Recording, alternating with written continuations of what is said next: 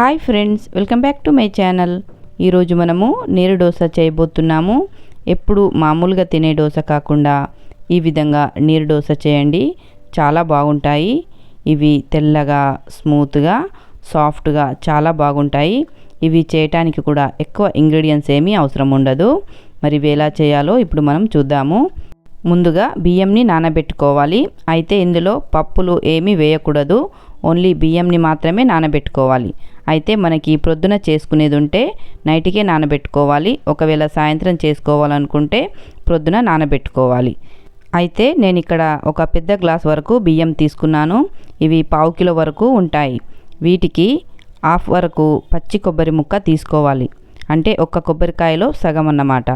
ఇలా పచ్చి కొబ్బరి తీసుకొని 2 ముక్కలుగా కట్ చేసుకొని పైన ఉండే బ్రౌన్ కలర్ పార్ట్ని తీసేయాలి. చూడండి, వీడియోలో చూపించిన విధంగా ఇలా బ్రౌన్ కలర్గా ఉన్న ఈ పార్ట్ని తీసేసి చక్కగా కడిగేసుకొని ముక్కలుగా కట్ చేసుకొని పెట్టేసుకోవాలి.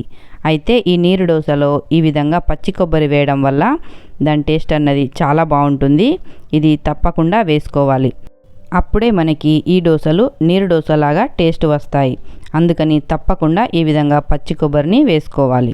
ఇప్పుడు ఒక మిక్సీ జార్ తీసుకొని అందులో నానబెట్టిన బియ్యంని వేసుకోవాలి. అలాగే ఈ కొబ్బరి ముక్కలు కూడా అందులోనే వేసుకొని ఒకసారి ముందుగా నీళ్లు వేయకుండానే మిక్సీ పట్టి తీసుకోండి. అయితే ఇంకో విషయం ఏంటంటే, ఈ పచ్చి కొబ్బరిని పైన బ్రౌన్ కలర్ పార్ట్ తీయడం కష్టంగా అనిపిస్తే అలానే వేసుకోవచ్చు. ఈ విధంగా పొట్టు ఎందుకు తీస్తారంటే, ఈ నీరు దోశలు అన్నవి తెల్లగా సాఫ్ట్గా ఉంటాయి కాబట్టి పైన ఉండే ఆ బ్రౌన్ కలర్ పొట్టుని తీసేస్తారు.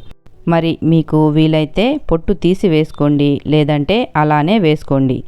టేస్ట్ అయితే ఎలా అయినా సరే బాగానే ఉంటాయి.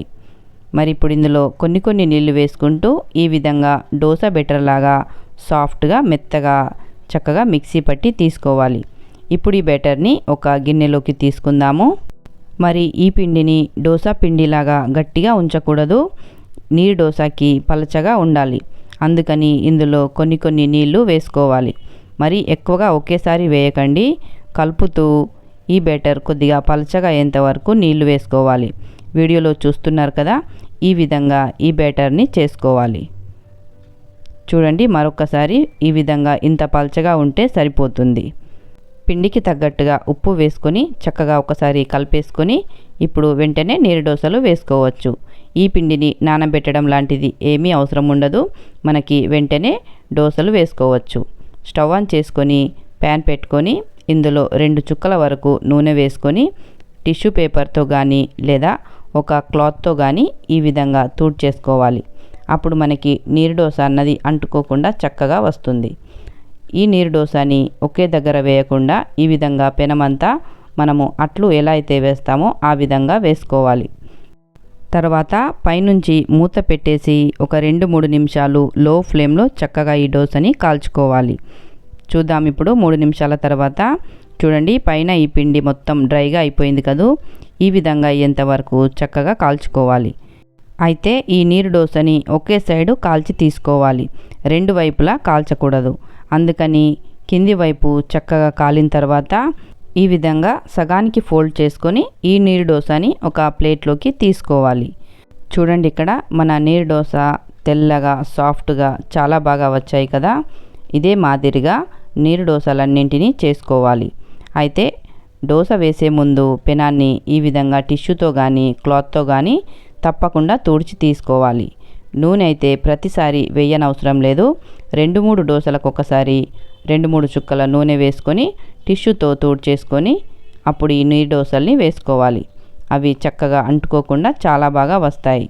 మరి ఈ నీరు దోశలు చేయడానికి టైం కూడా చాలా తక్కువగా పడుతుంది. అలాగే ఇంగ్రీడియంట్స్ కూడా చాలా తక్కువగా పడతాయి. మరి ఆలస్యం చేయకుండా మీ ఇంట్లో కూడా ఈ నీరు దోశల్ని తప్పకుండా చేయండి. ఈ నీరు దోశలోకి పల్లి చట్నీ, కొబ్బరి చట్నీ లేదా టమాటో చట్నీ ఏదైనా తీసుకోవచ్చు. అయితే మహారాష్ట్ర సైడ్ దాబాలో ఈ నీరు దోశ చాలా ఫేమస్. అక్కడ చికెన్తో, మటన్తో లేదా చేపల పులుసుతో ఇలా నీరు దోశ చేసిస్తుంటారు. చాలా బాగుంటుంది. నేను కూడా మా ఇంట్లో అప్పుడప్పుడు చేపల పులుసుతో కానీ మటన్తో కానీ చికెన్తో కానీ చేస్తూ ఉంటాను. చాలా బాగుంటుంది. మరి ఈరోజు మాత్రం కొబ్బరి చట్నీతోటి సర్వ్ చేస్తున్నాను. ఎలా తీసుకున్నా కూడా ఈ నీరు దోశ చాలా బాగుంటుంది. తప్పకుండా మీ ఇంట్లో ట్రై చేయండి. మరి మీకు ఎలా కుదిరిందో నాతో కామెంట్స్లో షేర్ చేసుకోండి. అలాగే మీ ఫ్రెండ్స్కి రిలేటివ్స్కి షేర్ చేయండి. మరి మీలో ఎవరైనా నా ఛానల్ని సబ్స్క్రైబ్ చేయకపోతే ప్లీజ్ సబ్స్క్రైబ్ చేసుకోండి. Thank you for watching.